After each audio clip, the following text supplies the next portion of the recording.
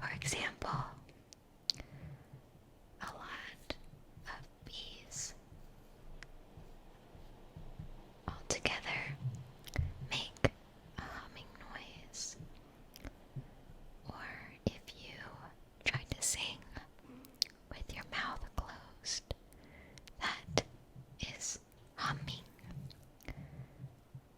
To hum, or the noise itself, could be called simply a hum. That's our first word.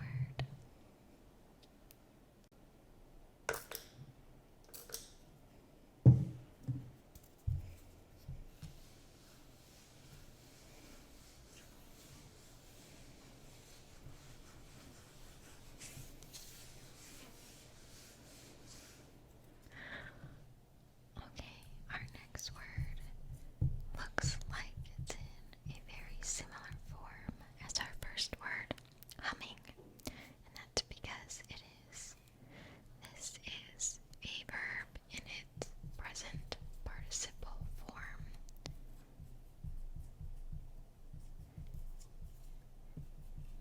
And basically, that means that this verb is conjugated in the present continuous tense. But let's look at the base, scuffle. What does it mean to scuffle? Well, to scuffle is to fight or struggle in a chaotic or disorderly or confusing way.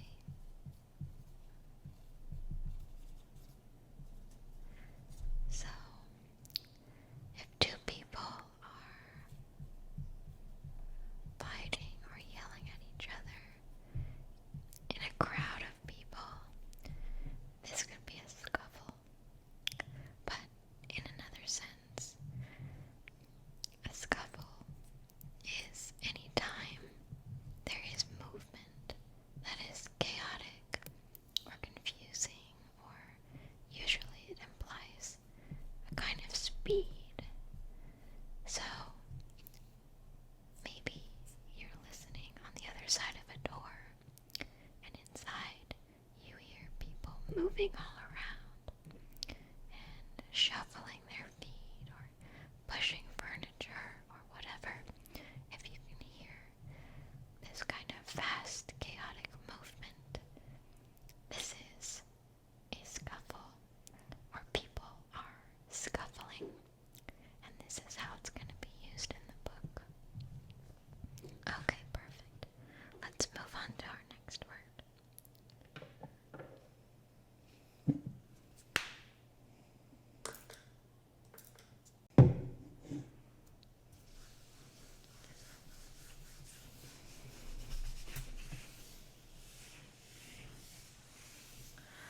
Okay, our next word is a really good one to know.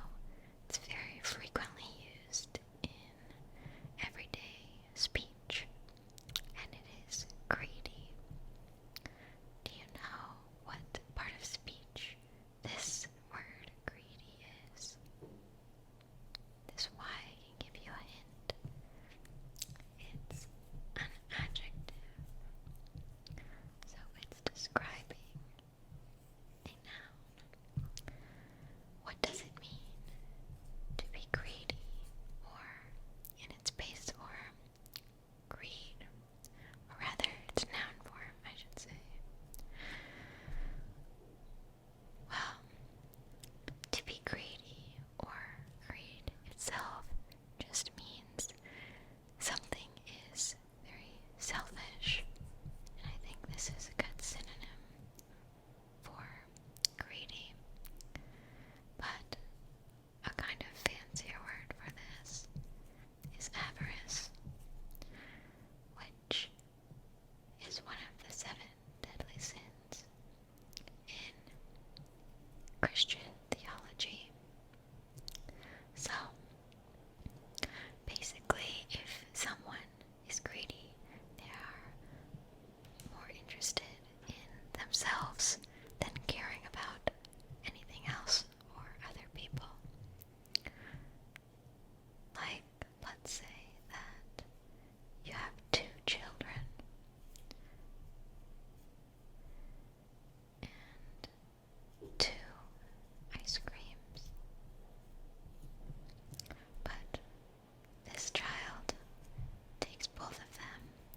doesn't care that this child gets nothing.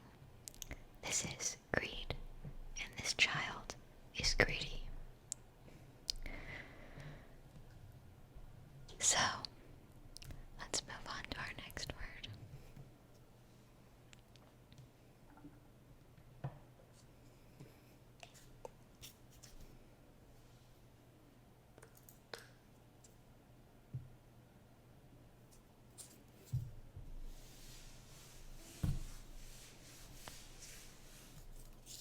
Our next word is nodding. Nodding. Nodding. Do you know what it means? Nodding.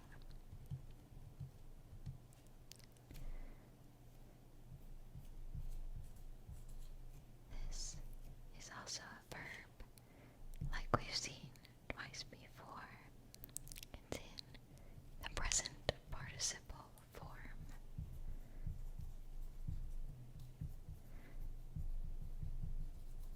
To be used in the present continuous tense.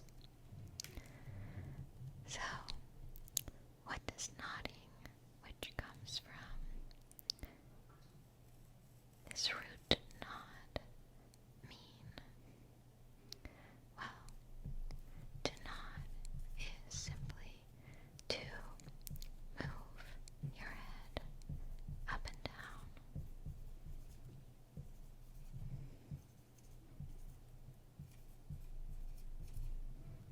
So, it's difficult to draw, but usually at the chin, people will move their head up and down to mean yes. For example, if I say, do you want to go to the store? And you move your head up and down to say yes, you are nodding. Another time people use this word is when they're very tired and their head kind of jerks down and back up. We actually have a phrase for this, which is nodding off. And it's basically to fall asleep, but unintentionally, especially when you don't want to. Like when you're so tired that your head drops in class, for example. You're nodding off because your head is nodding.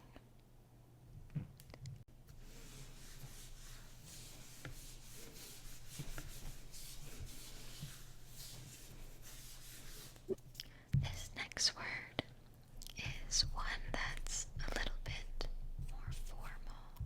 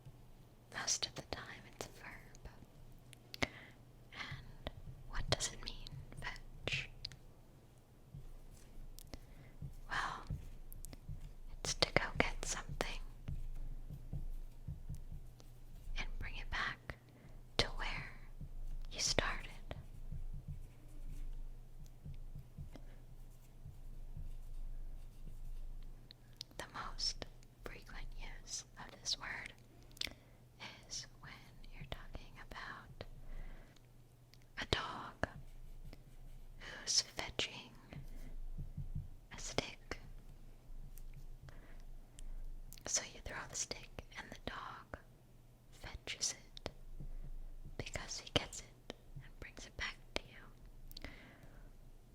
But you could use it in many ways. For example, you could go to the store to fetch some milk, or simply you could say, I'm going to fetch some milk, and it's understood that you're going to go get it and bring it back. That's fetch.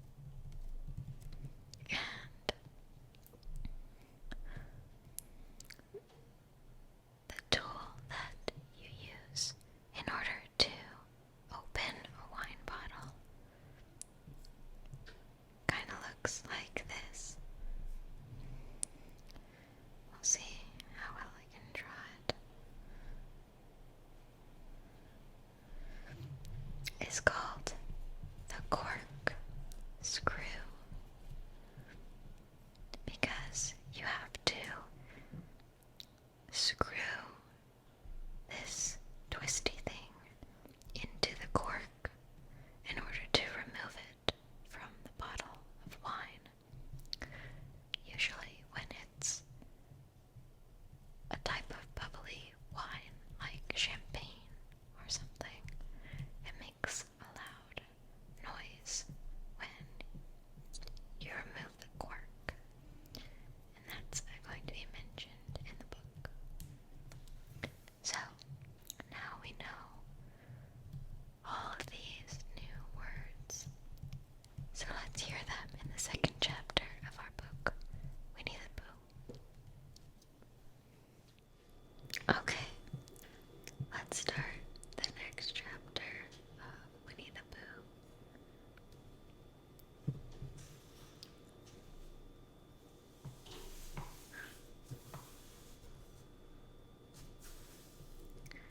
Okay, this chapter is called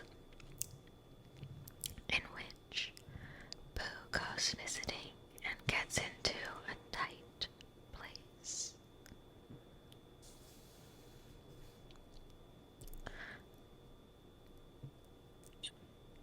Edward Bear, known to his friends as Winnie the Pooh, or Pooh for short, was walking through the forest one day, humming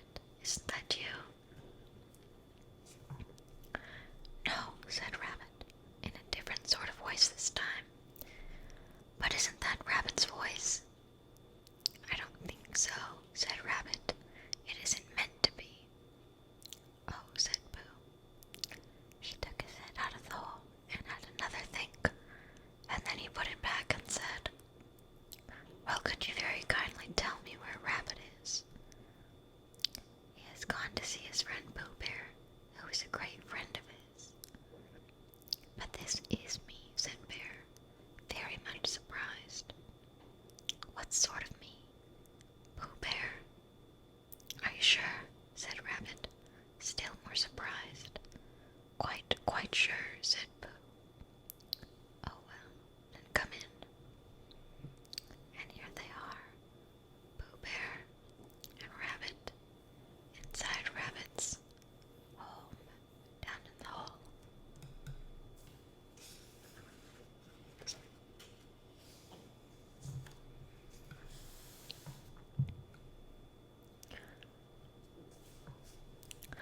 So Pooh pushed and pushed his way through the hole, and at last he got in.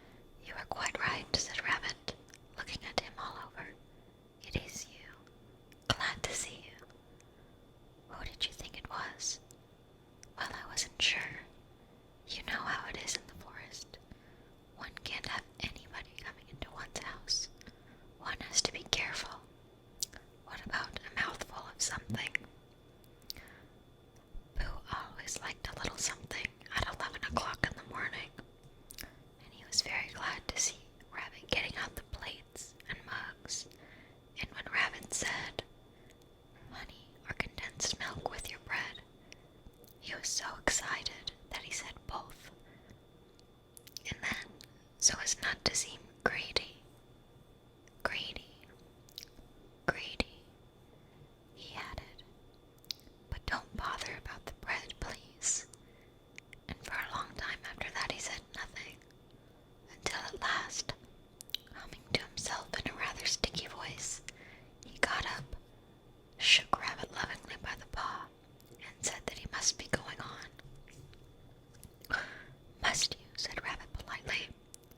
"Well," said Pooh, "I could stay a little longer if you—" And he tried very hard to look in the direction of the larder. "As a matter of fact," said Rabbit, "I was going out myself directly." "Oh, well then, I'll be going on. Goodbye."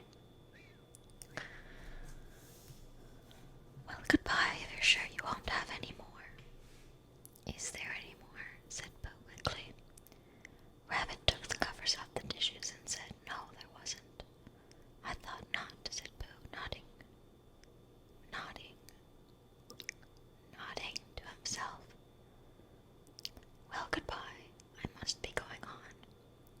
So he started to climb out of the hole.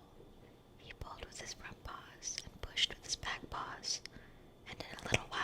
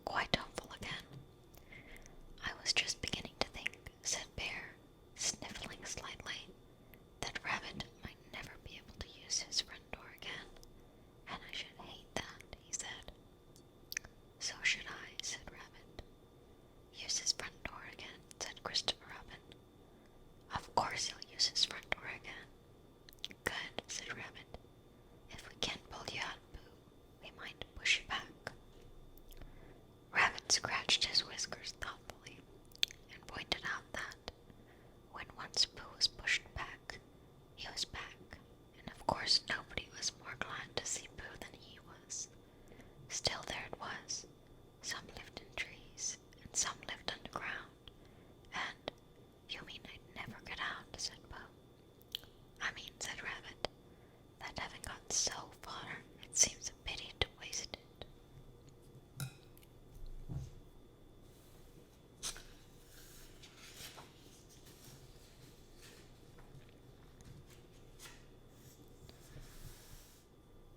Christopher Robin nodded. Then there's only one thing to be done, he said. We shall have to wait for you to get thin again. How long does getting thin take? Asked Pooh anxiously. About a week, I should think. But I can't stay here for a week. You can stay here, all right, silly old bear. It's getting you out which is so difficult.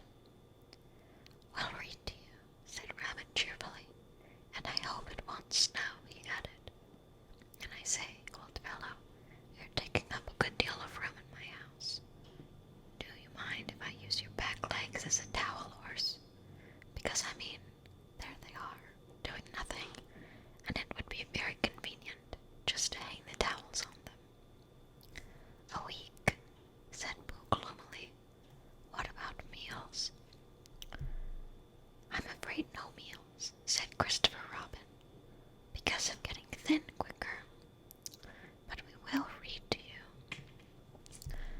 Bear began to sigh. Sigh. Sigh. And then found he couldn't, because he was so tightly stuck, and a tear rolled down his eye as he said, Then what you read is a staining book, such as would help and comfort a wedged bear in great tightness.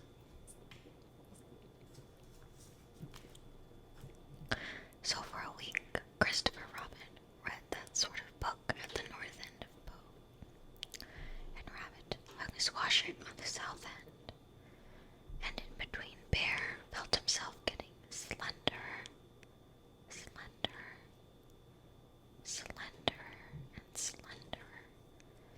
And at the end of the week, Christopher Robin said, Now.